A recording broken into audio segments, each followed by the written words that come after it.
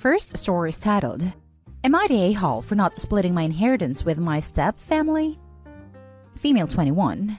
I've had a pretty horrible childhood. My dad was a junkie when I was born. And when I was 3, he just packed up and left my mom and me. My older half-sister, different dads, was not a pleasant person to be around, and my mom was so busy working that I felt that I was really alone. When my mom died in 2011, my grandma took me in and things got a lot better. Don't get me wrong, I miss my mom every day, but my grandma provided a much healthier environment for me. My dad contacted my grandma in 2018 because he wanted to get in touch with me, but I shut that down. I wouldn't even see him, wouldn't talk to him or anything. Well, it turns out that he had turned his life around, gotten married and had a whole new family, but never had any other kids. He wanted to get to know me because he found out he had a stage 5 pancreatic cancer, but I didn't want anything to do with him. I never contacted him back. Long story short, he died 6 months ago. I only found out recently because my stepmother contacted me about inheritance. My dad had left everything to me. It's not a life-changing amount. And by not a life-changing amount, I mean that I'm still on the same track I was about. I'm still going in college for the same degree, just debt-free. I'm still planning on buying the same house and investment properties, just with smaller loans. It will improve my life so much, but I'm still going to work and do the same thing I was going to do before. But he made me beneficiary of his life insurance, $100,000. Left me savings, $35,000. And his house, which in this market I could sell for around $400,000. I mean, with this money I could have college paid for, buy a house and some investment properties, and still have a nice nest egg to fall back on in case of hard times. She gave me the contact information for the lawyer handling this estate. The problem is that his wife hadn't ever planned on working again. She had quit her job when she moved in with my dad and hasn't worked in 6 years. She was telling me that it would be wrong to keep all of the money, especially since I never made up with him, and that I needed to split it 4 ways so that she and my siblings could have an equal share. I told her she could pound sand because he abandoned me for years and she got all the best parts of my dad, and all I got was the inheritance, and I hung up. I contacted a lawyer and everything is cut and dry. He left his wife and stepkids $100 each and left everything else to me, but I'm starting to feel bad for his wife. Would I be the a-hole if I did split the money? I mean, my dad never did anything for me, so this last grand gesture is really all I have. Edit. They're living in the house and she's not on the title. I'm planning on hiring a property management company and writing up an official lease. I don't want to make them homeless, and I'm not planning on selling the house right away. But I don't want to make any mistakes and lose the house by having her live in it. Thus, the property management company. I'm going to talk to my grandma on my dad's side and see if I can figure out why my dad left his other family out of the will. Now for the top comments before reading the poster's little update. Not the a-hole. You don't know his wife. You don't owe her anything. If your father left them each $100, he knew what he was doing. That inheritance is yours. Good luck in your future. He left those tiny amounts so they'd never be able to contest the will. He knew what he was doing and did it on purpose. You owe them nothing. Not the a-hole. 100% not the a-hole. Your dad made the decision to leave absolutely everything to you, so he clearly felt you deserved it, / needed it, and they didn't. Feels to me like he was thinking along the same lines as you, realizing he'd shortchanged you on a relationship, so all he could do was leave you an inheritance. Keep the money. It's what your dad wanted. I agree. He probably saw that step-family expected the money and realized he lost his relationship, so he probably tried to put in one last good word to Opie so that he wouldn't seem as horrible. They probably deserved getting 100 each. Not the a-hole. Not the a-hole. I'm telling you right now, those people will most likely destroy that house. Protect yourself from that in the lease you are writing up. Yeah, I agree that there's a risk of retaliation under the circumstances that is likely not worth it to Opie. I know Opie doesn't want them to be homeless, and they won't be. They'll just live in a different home. That's not Opie's. And now for the update. Okay, wow, I just got off the phone with my grandma. I messaged her on Facebook and she gave me her number. I called her during my break. Apparently, my grandma hates my stepmom. I mean, I don't even know where to start. So I guess my dad wanted to reach out to me a lot sooner than he did, but his wife kept on convincing him not to, because she was saying if he got in touch with anyone from his junkie days, he would relapse. On top of that, they never actually got married. They had a ceremony 6 years ago, but they didn't sign any marriage license because they thought my mom was still alive and that he was married to my mom. She didn't want him to reach out for a divorce because, again, he might have relapsed. And the nail in the coffin, she was almost certainly cheating on him. I don't want to get into all the drama about that whole thing, but the only reason it didn't throw her out is because she got rid of the proof and didn't have any way to confirm it was more the next thing for years. Basically, it was a dysfunctional marriage, and by the end of everything, he didn't have the energy to deal with her, so he just let her be. Personally, what I think is that she never wanted me to be part of their perfect family. If he had reached out to my mom for a divorce, then he'd probably want to reach out to me too. Like I said, I wasn't super privy to information about his life until recently. Now for the next story. Am I the a-hole for refusing to help support my brother's family despite that I stole their inheritance? I, 26 male, have been with my girlfriend, 24 female, for 10 years, and we have a 6-year-old son. My parents died when I was young, so my brother, 50 male, we were born far apart, was the one who primarily raised me. My brother was an extremely intelligent man, so he did well in life and was extremely well off.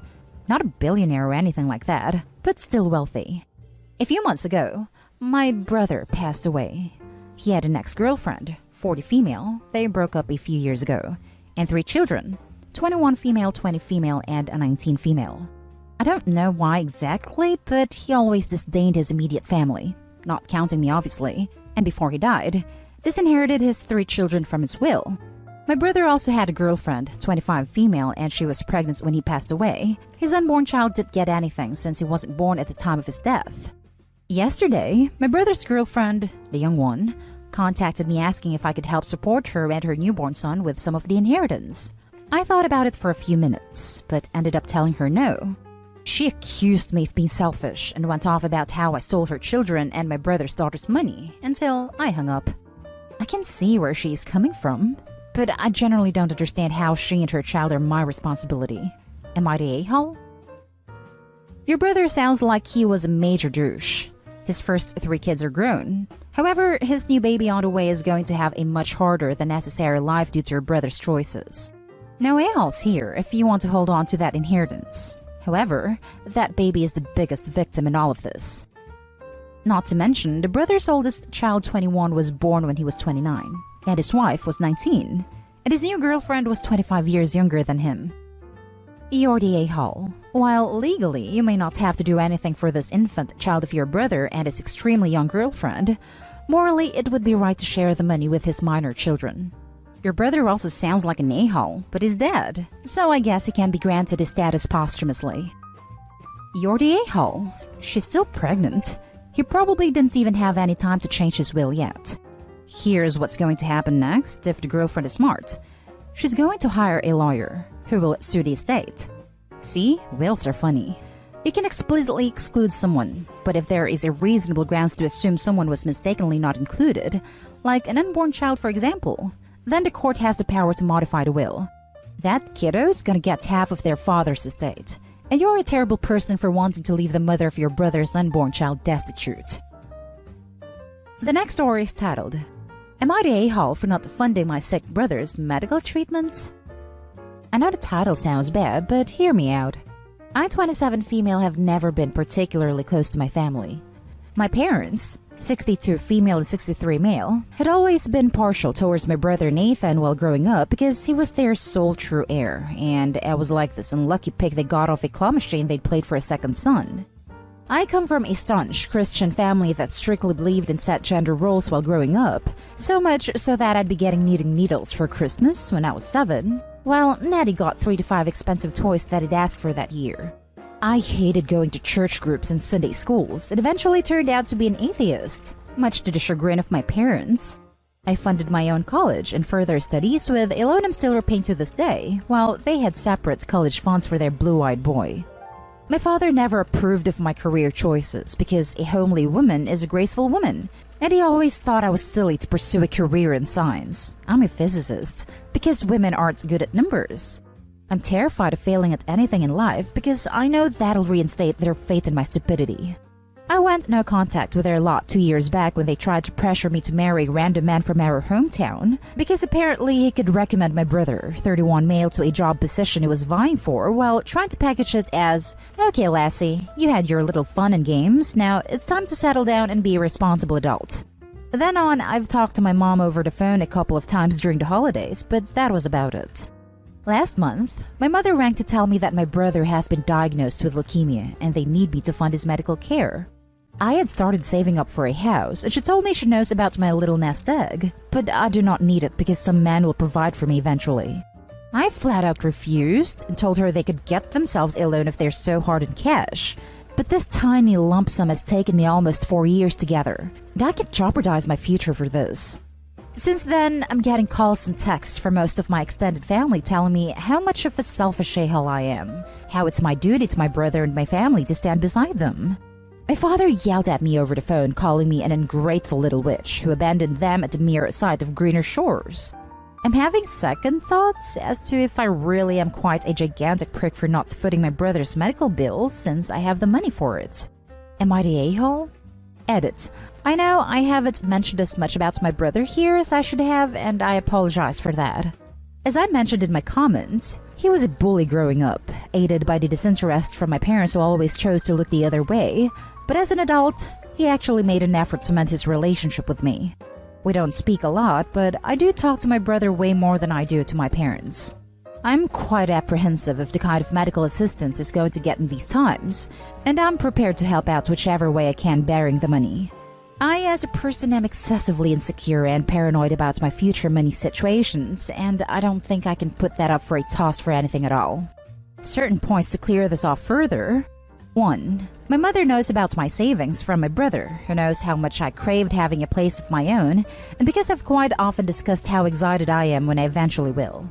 He once jokingly called me a control freak, which maybe I am a little, because I do want to have a place where I can do things my way without being judged or controlled.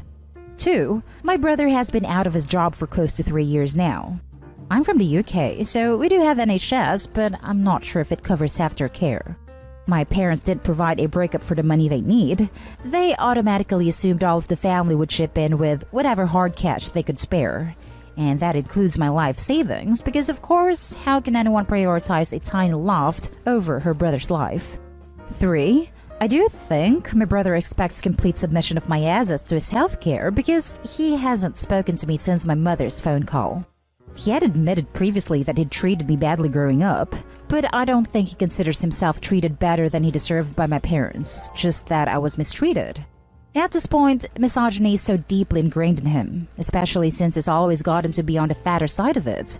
I don't think I could change his perspective.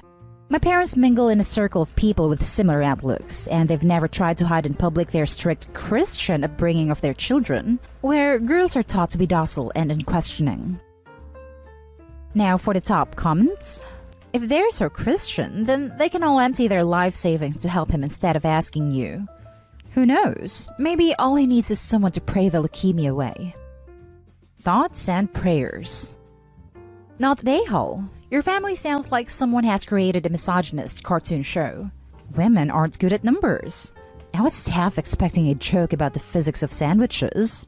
Regardless, it's your money, so your choice. It's as simple as that. Thank you. I'm sick and tired of hearing that stupid outdated crap all the time. Just tell them surely with their collective power how much money they would all be able to raise if they sold their houses. Not a-hole. It's sad about your brother and your family, but this is your future nest egg. In a traditional household, doesn't the son usually inherit the most anyway? So they can give him his inheritance early if needs be. This is not on you. My parents are unashamedly house proud, so I doubt they'd go to the mortgage route. I'll pass along the early inheritance proposal surely though, as soon as they start speaking to me again. Now for the last story. Am I the a-hole for selling my daughter's car and putting the money towards her best friend's education? My daughter Sarah was suffering from a chronic condition. She suffered a lot of and missed out on a lot of things. As her only parent, her dad's deceased, I had to work hard to ensure she was happy and as healthy as possible. She had one best friend that she always called her sister, and she was with her during middle school. Quickly became close, and Sarah's friend was constantly there, in the good and in the bad. She did Sarah's homework, cleaned her room for her, even cooked for us when we got from the hospital in the evening. I knew Sarah's friend was the sister she needed. They have a lot of pictures together. After Sarah's funeral, her best friend asked me to help her hang their pictures on the wall. It got to me because although it was hard, but it brought me joy. It felt like Sarah's friend was like a member of the family. Sarah was 17 when she passed away. Last month would have been her 18th birthday. No one showed up, although I got on the phone with my brother and we both cried. Sarah's friend made a cake and brought a photo album she made herself. It was simple, but it was wholesome. I just sold the car I was planning on gifting to Sarah on her 18th birthday. And I contacted Sarah's friend's parents and gave them the $8,000 as my contribution towards her education. They were thankful for it and very appreciative. Yesterday, my brother mentioned not seeing the car, so I told him that I sold it and what I did with the money. And he started throwing a tantrum, saying I shouldn't have done it, and said that I'm not thinking rationally and acting out of emotions because he thought that the car was going to my younger brother, who walks 30 minutes to university and work every day. He said I should have thought of my brother and that he was struggling. We got into an argument, and I couldn't do it anymore. My mother agreed that I shouldn't have done it and that my brother was right. I felt bad, and I couldn't talk to him after this argument. Not at A-Hall. Looking at it from the most brutal angle, I can come up with, on short notice, you still, by definition, own the car. As such, you get to make the decision on how to dispense with it. From a softer angle, Sarah and her friend were close, and you opted to honor that closeness. I get the younger brother situation isn't great, but your, I presume, older brother doesn't get to tell you how to do things. If you want a brutal angle, your surviving family's annoyed they weren't able to profit from your daughter's death. Screw him. Didn't even turn up to the funeral either. Didn't even put in the same effort that the cliché greedy grandkids put in when their relatives are ill. I read it as they didn't visit on her birthday rather than the funeral. Still, absolutely not at A-Hall. Not at A-Hall. Did your brothers or your mother pay for any part of this car? Were they willing to buy it for your brother? If the answer is no, you were 100% not an A-Hall. It was 100% your decision what to do with the item you bought. And that's the end of this video, folks. As always, leave a comment and hit like and subscribe. And if you want more of this content, turn your notification on to get updated on the latest videos. And I'll catch you in the next one. Stay safe.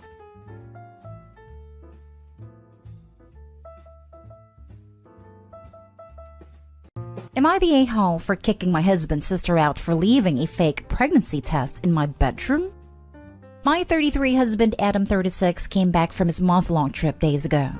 My in-laws live states away, and my sister-in-law 20 was staying with me since she got kicked out of her dorm. Adam and I got back from the airport at 7 p.m. and my family came to visit. Adam went inside a bedroom and started unpacking while I was in the kitchen with my mother. I suddenly heard Adam shouting my name. He told me to come upstairs ASAP. He sounded very angry. I went to meet him in the bedroom, and I saw him holding a positive pregnancy test in his hand. I was dumbfounded. He began questioning me, saying he found it inside my sock drawer. He asked, "You gotta explain to me what the hell this was doing there?" I was speechless from my shock as I understood what this might have looked like to him. I said I had no idea. It wasn't mine, and I'd never seen it before. He kept telling me to explain how it got there if I'd never seen it, and it wasn't mine. My family heard a commotion and tried to intervene, but Adam locked the door. I freaked out because I literally had no idea what was going on. Adam said he just wanted me to be honest. I said he had a right to be mad, but I knew nothing about it and had no explanation. He said mad doesn't even begin to cover it. Then suddenly he started putting everything back in his bag, saying he was going to stay with a friend till I call him up with an explanation. He unlocked the door and found my family waiting. His sister showed up asking what was going on, then started laughing, asking, "So, was it really positive or not?" I was stunned as she proceeded to say she planted a pregnancy test in the drawer as a prank, and that everyone should come down. She was like, "Bruh, chill. Have you ever heard of fake pregnancy tests? They're pretty telling." I was livid. I screamed at her, asking how she thought this was funny and that it was okay to humiliate me in front of my family. She tried to justify it by saying it was her boyfriend's. who has ASPD by the way, idea to bring laughter to the atmosphere. But I told her she was no longer welcome in my home after what she did. Adam took a seat to calm down, watching us argue as my mom got involved, asking me to take it easy. I insisted that my sister-in-law pack and leave right then, and she started crying and apologizing, saying she had nowhere to go, begging Adam to do something, but he didn't. I called her an Uber and had her leave. Mother-in-law heard and started calling me, shaming me for kicking her daughter out like that. I told her what her daughter did, and she still said my reaction was over the top, as her daughter is being naive and is a kid acting recklessly. She said we're her family and I should consider taking her back, but I said I won't. Edit. I too was confused by Adam's reaction, and I have a feeling he was in on the prank too, based on how serious it was being. Mom thought the same thing, and I wouldn't be surprised since A, he remained quiet when I argued with his sister, and B, he always does pranks with her and sees nothing wrong with her behavior. He actually thinks she's funny. I don't know if I'll ever be sure about him taking part in her prank. Edit 2. Adam and I struggle with infertility on his side because of his health issues, so that added to my anger since it seemed like his sister was being cruel and insensitive. Now for the top comments. Not stay home. Also kicked out of her dorm room. Pretty much leads me to believe sister-in-law isn't house-trained at all. To be frank, she didn't disclose the reason why they got her kicked out of dorm, but she said it wasn't her fault. With people like this, it's never their fault. Not stay home. Whoever would even think for a second that was funny? I don't know, but my in-laws, including Adam, see no issue with how my sister-in-law behaves. Moreover, they think her mentally unstable boyfriend has an influence on her character. Not stay home. Frankly, the only a-holes here are your husband and your sister-in-law. Your sister-in-law for the distasteful prank and your husband for not giving you the benefit of doubt. I would have told your husband to stay somewhere else for the night and to think about who he thinks he married. Not stay home. Bruh, it can't with people in these comments. They struggle with infertility from his side, so he's naturally probably a little insecure. Plus, he found an effing pregnancy test when he was gone for a month. Of course, the natural thought in that moment was that she was sleeping with other men in his bed. Literally anyone would have shouted. And with closing the door a bit, he never stopped her from going outside. He locked the door because he doesn't want unnecessary people interfering in their very, very personal business. Is this so hard to understand? Or we see a man and automatically assume that he's an abuser. Next story. Am I the a-hole for not including my wife on a family trip? I, 44 male, am the only boy of my family. My sisters are 46, 42, and 39 respectively. My wife is 39, and we just got married about 6 years ago. We have one daughter aged 4 and a son aged 3. My parents are both in their 70s. Sadly, we recently found out that my father doesn't have much time left. My sisters and I all spent our formative years in a northern Midwestern state, but my father received a job offer on the East Coast when I was 11 years old, so we moved there and we've all lived in that general area since. When we received the bad news about our father's prognosis, my parents decided that we should take a family trip to our old state to visit old family gravesites, old family homesteads, cousins, etc. It just seemed like something that was very important to our parents. I thought that this seemed like a very worthwhile trip. Somehow, though, it got decided that this trip should include just the siblings and grandchildren, which seemed to me as bizarre. My older sister never got married or had kids, and I don't think she had any say in this. I think it was my 2 younger sisters, both of whom are struggling in their marriages and are on the verge of divorcing their husbands, who decided this. I argued back and forth with them that spouses should be included in this trip, but I was outvoted. I think both of my parents would have been happy to include our spouses, but they were just going to go along with the majority decision because it is most important to them to have their kids and grandkids there. When I told my wife about this, she became very upset. She said that if for no reason, as the mother of the 2 children I would be bringing along, that she should be included so that she didn't have to be away from her kids. I told her that I absolutely agreed and that I stood up for her, but that I was outvoted. She then told me that I should take a stand and refuse to go on this trip unless she's included. But I told her that the trip was too important for me to dig my heels and miss for any reason, so that I would be going, even if in protest. She, let's just say, was not happy with me.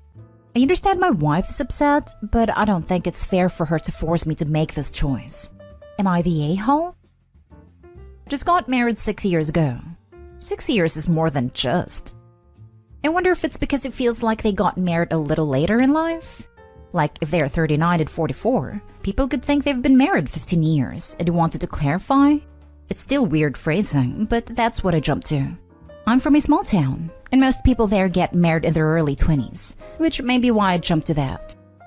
I wonder why the sisters are on the brink of divorce, selfishly making demands forgetting what the trip is about. Just say, sorry, the wife is coming, and go on the trip. What are they going to do? Exactly. Who are they to decide anyway? If I were him, I would do this. You're the a-hole. Look, not going is not an option, I get it. But take your wife. What are your sisters going to do? Ignore them. Be a man and stand up for your wife. Honestly, what are your sisters going to do? Leave? That's their problem. This is a tacit statement that while her children are part of the family, your wife isn't. Be a man. Not today, home. Crazy how no one says anything about the wife giving him the damn ultimatum. Like, don't go on the last trip with your dad? The trip is for the father and his children. If he agreed to only having the grandchildren and children, only then your wife is allowed to be upset. But to force you to choose is too much. Next story is titled, Am I the a-hole for allowing my husband to harass my cousin? So, my 26 female husband, 30 male, has fun trolling people and getting under their skin online and WhatsApp, but is never rude in person, just in cyber world. It's just his personality. We have this cousin Chad, and one cousin Samuel, 30 male, has always been sensitive to my husband's antics. He did directly tell my husband he doesn't appreciate him making fun of his beliefs, politics, appearance for laughs, but my husband continued to do it, and Samuel eventually just took it and remained quiet. We were all at peace for about a year, and my husband continued to make jokes, but Samuel ignored it. My husband made another joke about Samuel when Samuel's wife, Aaliyah, 25 male, stepped in, saying she didn't appreciate us using her husband as punching bag, and everyone on the chat is rude for not stopping my husband. Aaliyah's always been a hothead. Someone offends somebody else, she always steps in and attacks. She doesn't let people fight their own battles, and it's annoying. So my cousins and I made a private chat talking about how Samuel is too sensitive and Aaliyah shouldn't be so crazy. Somehow Aaliyah found out about this and messaged me. Here is the part of messages which I want people's opinions. Aaliyah, your husband is rude, but you are worse. You always post messages on Facebook saying if you have nothing nice to say, don't say it. Be kind, love first. But when me and my husband directly say your husband is offending us, you just say it's his personality. Me, it is just his personality. It's your fault you don't understand everyone's relationship. Everyone got along until you came. Aaliyah, what are you talking about? My husband has always disliked your husband. Me, well, he didn't say anything for a year. It means he's okay with it. It's just you. Aaliyah, not true, but okay, let's say it's just me. I'm offended by your husband. You think it's just his personality, right? I'm saying it's hurtful. You could have private messaged me and apologized, or at least asked if I was okay, if you cared about peace and kindness so much. Me, I have nothing to apologize for. My husband and I didn't do anything wrong. You just don't understand our dynamics and always try to pick a fight. It went on for a bit, but then Aaliyah eventually let it go. So Reddit, what do you think? Should I have reached out and apologized for my husband's behavior? My family is saying Aaliyah is just crazy and Samuel is just overly sensitive. Edit, Aaliyah doesn't just politely say stop. She throws disrespectful insults as well. You're the a-hole and your husband is an a-hole. 1. It's not his personality. It's him being an a-hole. 2. Samuel wasn't okay with it. He just realized that no one was on his side and decided to take it to keep the peace. 3. Aaliyah's right. Your husband is mean. 4. You owe both Aaliyah and Samuel an apology. I think she's an a-hole too. What nice person lets someone else be harassed and bullied and thinks, "Ow, that's a completely normal personality trait online from their bully." Let's not stick up for the victim, but continue to shower the bully with love and affection through marriage. You're the a-hole. No one but Opie is not a nice person. Nice people don't advertise how nice they are. They demonstrate it with their behavior. Only complete a-holes feel the need to constantly talk about being nice. You are 100% correct, Opie. It is your husband's personality, and he has the personality of a bully, and you have the personality of a total hypocrite. You're both a-holes, and so is your cousin group. with the exception of Samuel and Aaliyah. You and your husband both owe Samuel and Aaliyah sincere apologies. Not any of those passive BS, "I'm sorry you were hurt" apologies, but genuine, contrite, "I am sorry my actions hurt and offended you" apologies. Now for the last story. Am I the a-hole for not letting my ex-husband have my deceased daughter's ashes? I am an Indian woman who came to the United States on a student visa and met my ex-husband Dean. My family wasn't happy about the relationship, but eventually relented when they realized we were serious about each other. I got pregnant a few months into our marriage and gave birth to our daughter, Asha. After I gave birth, I developed PPD, and as a result, our marriage suffered and never really recovered. I was on antidepressants. 2 years after her birth, my ex-husband got close to his co-worker, Laura, and they began a 2-year torrid affair. When eventually got caught, he apologized for hurting my feelings but claimed he was in love with Laura. We divorced, and I was left in the US all alone without any emotional or family support.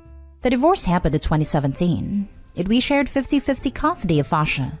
In February 2020, I decided to visit my family in India as my extended family had never met my daughter. The original plan was to stay in India for 3 months, but the plans changed as the world got locked down. One day, my daughter complained of uneasiness and stomach pain after she had her usual lunch. I gave her a digestive enzyme and asked her to rest. When I went to check in on her an hour later, she was gone.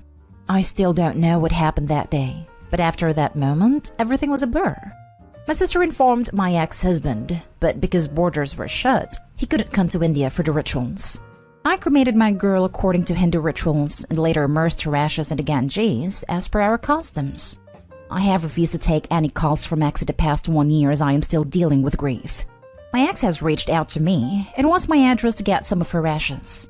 I let my sister convey to him that the ashes have been disposed of as per customs.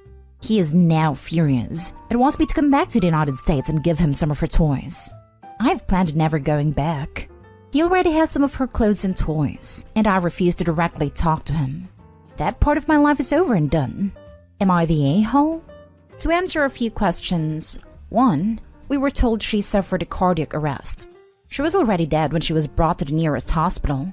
My ex was sent all the details of the hospital documents. 2. He and his family were sent the Zoom link for the funeral.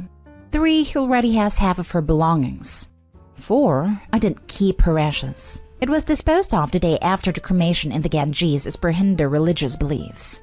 5. He was informed of all the rituals that were going to take place beforehand. He probably didn't understand them. 6. No, I wasn't in contact with him. My family was. 7. The reason he had no problem with me taking Asha to India was because in 2019, he took her to Russia to meet his grandparents. 8. When we left for India, it was early February, and we didn't realize COVID was going to be a global pandemic. 9. My ex's heritage is Russian Jewish. He didn't follow his religion when we were married, and I raised her Hindu. Now for the comments before reading the little update. You are dealing with a lot, and I don't think this sub is the place for you right now. That said, you ask, and you're the a-hole. I understand you're grieving the loss of your daughter, but so is your ex. You say what happened to Asha on the day she got sick is a mystery to you, and you were there. Imagine how he feels that he saw his daughter off on what was supposed to be a 3-month vacation. Is then told she is dead. Is then told her remains have been disposed of, and can't even get you to talk to him. If I were him, I would have suspect that Asha is still alive, and the whole thing is a ruse to cut her off from him. Please consider talking directly to him. It may not be as painful as you were anticipating. In fact, it may help you to grieve with the other one person who can understand how it feels to have lost your daughter. He might also suspect that Opie had a hand in her death. He's probably thinking all kinds of crazy things. You're the a-hole. He is her father. He was an active part of her life. You're being vindictive. His affair has nothing to do with him being a father and wanting to have a part of his daughter. I hope you can live with yourself for being so horrible to a grieving parent. You had no right to unilaterally decide what to do with her remains. Your customs don't override his. You should have given him half of the ashes. Update. I realize that people believe I'm the a-hole. I understand and accept judgment. I didn't ask for advice, and no, I'm not going to talk to him ever again. We are done. He can hate me. I don't care. Since I didn't get to be with her in her last days, I'll be sending him a pair of her shoes that she wore during her India visit. My family will contact him regarding the same. Me not talking to him personally is nothing out of the normal. Even when Asha was alive, I kept communication to what the court stipulated. No chit-chat, no weather talk. It was just business. We communicated via email. I have no reason to talk to him now. People can call this being vindictive. I call this my boundary.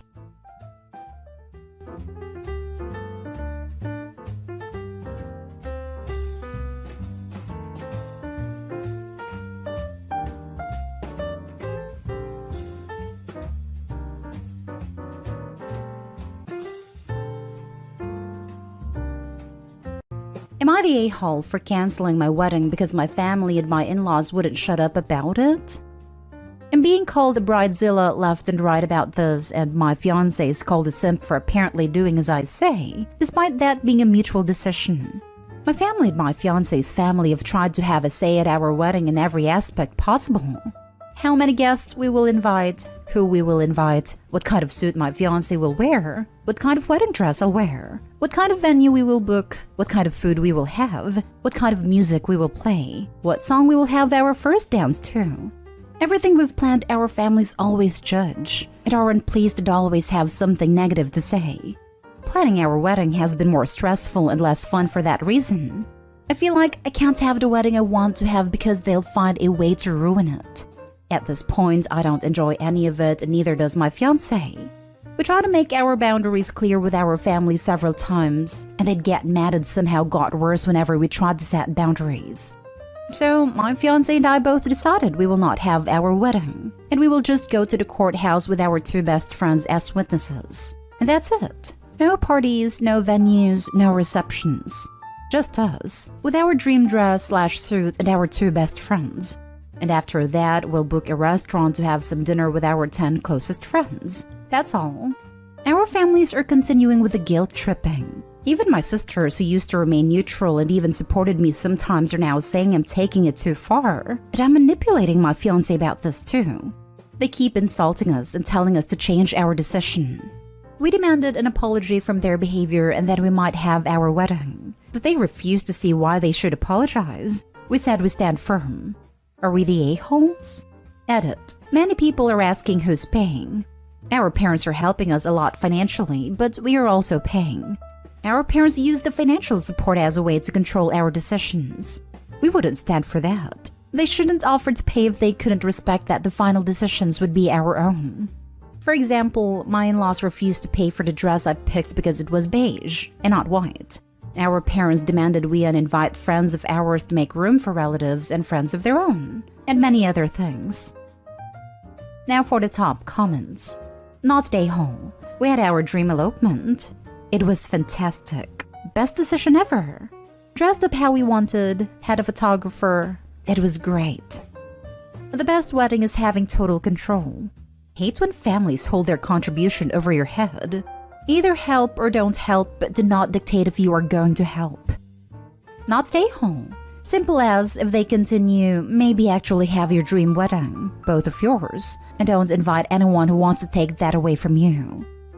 That would mean no family at all, which right now doesn't seem like a bad idea, but I can't handle any more drama. That's why my fiancé and I decided to be low-key about it now. If I don't invite my parents and he doesn't invite his, then our extended families will side with our parents because they have the mindset that no matter what parents do, they're your parents and you should respect them regardless. So they'd stand by our parents and not attend our wedding as a way to protest. Respect is not blind obedience. Their need to control and show off to friends is their first priority, and a wedding and its meaning secondary. Don't touch their money if it comes with veto authority. Have your private wedding and break bread with those who support you. Not stay home. That's exactly what we are doing. There was no point in having a wedding if we couldn't enjoy even a bit of it. Not stay home. You are making the right decision. But just a piece of advice, throw out a dummy date for the courthouse wedding. Like say if you are getting married on Friday, June 6th, actually get married on Thursday, June 5th. Because your family sounds exactly like the kind of people who would crash the courthouse and cause drama. Next story. Am I the a-hole for keeping an inheritance from my ex-husband's homophobic family? I, 33 female, married my childhood best friend John, 33 male, when we were 22. I knew he was gay, and we decided to get married for several reasons. Taxes, convenience, to keep his family from finding out, etc. I got along with his family, who loved me. John had med school paid for by his family. I didn't have a job, and instead became a full-time caretaker for his maternal grandparents, who when we first got married were 85 and 87, and were dealing with multiple health problems. John's family supported us both financially through John's medical training. Once John got his MD and finished residency 3 years ago, he decided to come out to his parents. We got divorced, but we decided against telling the family that I knew all along. John's parents cut him off completely when he moved in with his boyfriend, basically disowning him. His grandparents weren't told about him being gay. Everyone was pretty much in agreement that it wasn't a good idea, as they were quite fragile physically and mentally at this point. But they knew we divorced. And whereas John used to come see his grandparents frequently, because his parents had disowned him, John decided to pretty much limit contact with his entire family and never really visited or called. On the other hand, I had been his grandparents' main caretaker for so long that I, 1, didn't have any other career training to support myself. 2, figured it would make sense for me to continue being their caretaker, as they were rapidly declining and didn't want them to adjust poorly to a lot of new changes. I moved into his grandparents' home with them. While I was angry at John's parents for their treatment of him, I still loved his grandparents who had always been kind to me. When they passed within a few weeks of each other, his grandfather ended up willing almost their entire estate to me, about $12 million in assets, while John and his mom each received about $50,000. John and I discussed it, and I felt it was fair that he received a higher proportion, and were both happy and comfortable with how we divided it. His parents, on the other hand, had expected to receive the bulk of the inheritance, and accused me of mistreating his grandparents and manipulating them into willing almost everything to me. Apparently, they had made some business decisions, assuming they would receive the money. They also argued that they would have gone ballistic if they knew John was using their money to fund his lifestyle. I honestly hadn't thought of their will at all when they passed. It had never come up, but I feel John deserves the money after the way his parents treated him. And John tells me I deserved to be taken care of after I spent more than a decade of my life caring for his grandparents. Are we the a-holes for keeping the inheritance when his parents had made plans based on their assumptions of the inheritance? Not a-hole. Play stupid homophobic games, win stupid homophobic prizes. Even if John's parents were decent people, Opie spent a decade caring for them. It deserves whatever she felt was right to give her, which in this case I agree with. She gave her 20s to them and was with them until the end. That is far more than John's mother can say she did for them in the last 10 years. Not stay home. The grandparents wanted you to have the money. They deliberately gave their daughter $50,000 so that she can sue you. They were smart old people. I wouldn't be surprised if they knew about John's sexuality all along. Never underestimate people just because they're old. Honestly, I think they did know but never mentioned it. It seems likely his parents told them, or word somehow got out. Sometimes people just know. There were likely obvious clues that even you and your ex couldn't hide. The best kind of people will treat people with kindness no matter what they think about their life choices. I know my ultra-religious grandparents were not thrilled with my wife and I living together before we married, but never complained to us about it. It's likely his grandparents just wanted him to be safe and happy, no matter who he really loved. Not stay home. You took care of them and had no career because of all the unpaid work that you did. I don't know why you gave your ex some money, but that's your decision. He had supported me when I was facing homelessness and married me in part to make sure I would be taken care of. Next story is titled, Am I the a-hole for uninviting my sister-in-law to my wedding for her trashy behavior? Me, female 24, and my fiancé, 28 male, are getting married in 2 months. His sister, 30 female, is nice enough, but I've always gotten the sense she doesn't like me. She's never been rude, but she just seems uninterested in me. Even so, when our families get together, her and her boyfriend are personable enough. I come from scholars and they don't, so my family liked that she's in hers. Or so we thought. My cousins, both 34 male, came to town for a visit last week, and said they were going to go out that night and they wouldn't be back till way late. They ended up coming back super early. And when we asked, me, my parents, and my fiancé, what happened, turned out they got kicked out of a strip club for taking a picture of a dancer. And it was my fiancé's sister. I was mortified because I never took her for her type. We told fiancé's parents and it was a huge thing. Lots of drama between her and their parents. Eventually, everything calmed down and it became she's an adult. It's none of our business. This really rubbed me the wrong way. And I told fiancé that I was no longer comfortable with her coming to the wedding. I was met with a lot of resistance, but eventually he agreed. When I called her to explain myself, she blew up at me and told me I was shaming her for something that didn't affect me. I told her it did affect me if she would be bringing a trashy atmosphere to my wedding. We come from money, and the last thing I want is men lining up for her services outside a broom closet. And I told her that much. She said she was offended that I suddenly think of her that way, and I told her she was more suited to a bachelor's party than a wedding, and I hung up. Well, ever since then, their family has been telling me how much of a witch I am for telling her what they want. And now my fiancé is starting to say I should reconsider, but I don't think bringing a stripper to a wedding is appropriate. Now for the comments. I come from scholars and they don't. You're the a-hole just for that statement.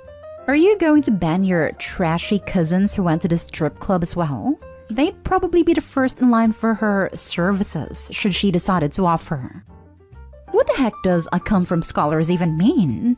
Does this brain surgeon know that 1, education does not equal intelligence? And 2, even if it did, intelligence is not always hereditary, and smart people have dumb kids all the time? Info. Where does the sister exhibit trashy behavior in this story? The only one acting trashy is you. And the cousins who violated her privacy by taking a picture. You're the a-hole. I'm missing exactly where your sister-in-law exhibited trashy behavior. She has a job she keeps private. Period. You literally had no idea until your family started to creepily sneak pictures of her while they were out drinking and carrying on. Your sister-in-law may work at a club, but your family was kicked out of the same place for being classless and out of line. They were literally too trashy for the atmosphere you're complaining about.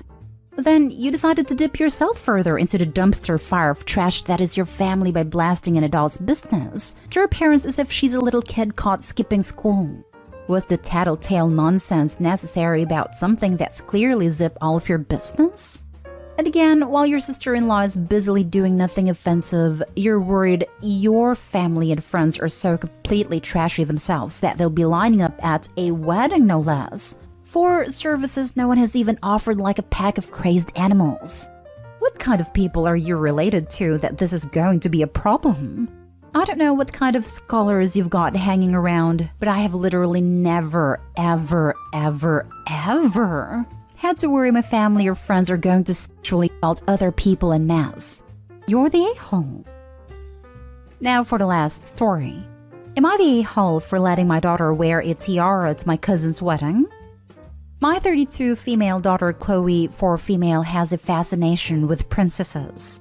She loves the color pink, wears only dresses, and has an array of tiaras she wears everywhere except at preschool where she can't, but she does have it in her backpack. My cousin 33 male Alex, fake names, invited us to his wedding, which was this past Saturday. Chloe was excited because she got to dress up and stay dressed up the entire time. She also couldn't wait to see the bride's dress. She asked if she could wear her princess tiara, and I said of course. We got to the wedding on time. However, the start time was delayed for unknown reasons. 15 minutes after it was supposed to start, one of the bridesmaids came out and told me that the bride Jen, 31 female, was refusing to come out because my daughter was wearing a tiara. I thought she was joking, but she wasn't. Apparently, the bride was also wearing a tiara and wanted to be the only one wearing it. I told the bridesmaid that Chloe loves tiaras and always wears them. The bridesmaid said not today, she isn't, and told me it needed to be removed. I said no. The bride is a grown woman and was being petty over a child's tiara. The bridesmaid left for a couple minutes and then Alex himself came out. He told me to leave. I asked why, and he said because I won't tell Chloe to take off her tiara. I said this was ridiculous, and Alex said it's not my wedding. And when I get married, then Chloe can wear one to mine. With that, I'm officially uninvited regardless. Others around me told me to just take it off, and I wouldn't. Alex's mom came over and escorted us out. Chloe was upset and crying because she feels she did something wrong. And I'm upset because I can't believe someone would be jealous over a literal 4-year-old. I also feel bad because Chloe was really looking forward to seeing Jen's dress because she loves wedding dresses. But literally no one is on my side. Am I the a-hole? Edit. Someone asked if my cousin has a mental illness. I said no, but the bride has Asperger's, and they said that's important for you all to know. You seriously need to parent up and teach your kid that there's a time and place for indulging your inner princess, and a time and place for sitting back, following dress codes, and letting other people shine. For example, at their own goddamn weddings. You were asked nicely, but were petulant and entitled. You caused this. It's not over a child. It's over your lack of parenting. There's a reason nobody's on your side. You're the a-hole. I agree with this. 4-year-olds should be taught time and place for attire. She didn't wear a tiara to preschool as mentioned by the OP, so a wedding is also a specific occasion. I personally would find it cute if I were the bride, but everyone is different, I guess. I think the bride's wishes, while over the top here, should be respected. Yeah, wedding conventions are stupid, so it's a frequent gray area here. But no one's saying OP's an a-hole for thinking the bride is being extra. She's an a-hole for digging in her heels for no good reason, refusing to teach her daughter an age-appropriate lesson about etiquette, and ruining her daughter's day on top of upsetting the bride. I'd bet they were quick to yeet her because stuff like this is part of a larger pattern. You're the a-hole for not complying with the bride's request/demand. It is their wedding and their rules. There is a reason literally no one is on my side in this, because you were wrong. Ruined her daughter's opportunity to enjoy herself, and for what? The kid would have gotten over the removal for a tiara in minutes. So much more upsetting to have to leave the wedding and not get to do the thing she was actually looking forward to, which was admiring the bride. Nobody told Opie that pick your battles doesn't mean pick every battle. Not only that, but the daughter at 4 years old had a social graces thought to ask her mom before the wedding if it was okay to wear it. How hard is it to say, "Oh honey, I'm sorry. I thought it would be alright, but mommy made a mistake, and bride would like you to take it off." Like how you don't wear it at preschool. You can have it with you, but let's not wear it right now. Sorry, but you're the a-hole. Yes, it was absolutely over-the-top idiotic for the bride to obsess over a 4-year-old wearing a tiara. But once she told you to take it off, you should have removed it. She's the bride, it's her party, she makes the rules. Yes, your daughter would have been disappointed to take it off, but I guess she was even more disappointed to miss the whole event.